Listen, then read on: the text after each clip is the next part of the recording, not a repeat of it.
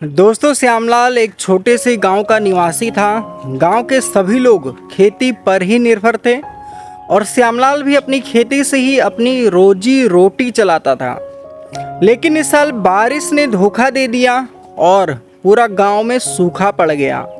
सभी किसान की जो फसलें थी वो बर्बाद हो गई। श्यामलाल सहित गांव के सभी किसान निराश हो गए और बेघर हो गए। चूंकि उनके पास खाने को कुछ नहीं था, उनके पास अब कोई रास्ता ना दिखा।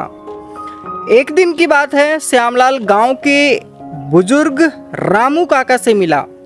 रामू काका ने कहा, जब सबको कोई रास्ता नहीं दिखता तब असली कहानी बनती है। श्यामलाल को यह बात गहरी लग गई और उसने सोचना शुरू कर दिया कि इस कठिनाई से बाहर निकलने का तरीका क्या हो सकता है।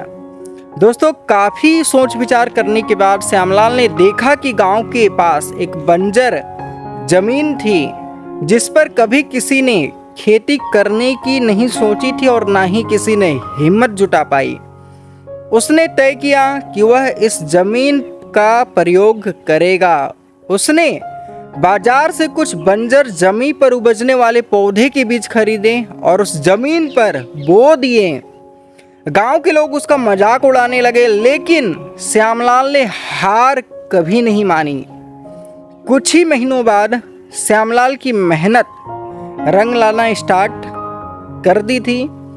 उसके लगाए पौधे अब फलने और फूलने लग गए। उसने उन पौधों की उपज को बाजार में बेचा और अच्छा मुनाफा भी कमाया। दोस्तों, उसकी सफलता को देखकर गांव के अन्य किसान भी प्रेरित हुए और उन्होंने भी बंजर जमीन पर खेती करना शुरू किया।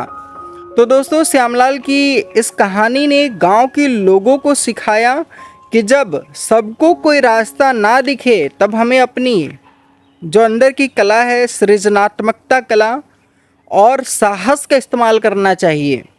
श्यामलाल ने अपनी साहस के बल पे ये सफलता पाई और एक नई कहानी बनाई। इस तरह श्यामलाल ने न केवल अपनी बल्कि पूरे गांव की तकदीर बदल दी। तो दोस्तों, ये हिम्मत जो होती है ना, किसी एक में ही होती है और किसी एक की जो आग जब पॉजिटिव वे में ट्रांसफ़र होती है तो पूरे गांव को खोखला कर देती है, जला के राख कर देती है। तो दोस्तों, इस कहानी से सीखने के लिए हमारे पास बहुत कुछ है। अगर ये कहानी आपको अच्छा लगा है तो लाइक, शेयर और सब्सक्राइब कर देना।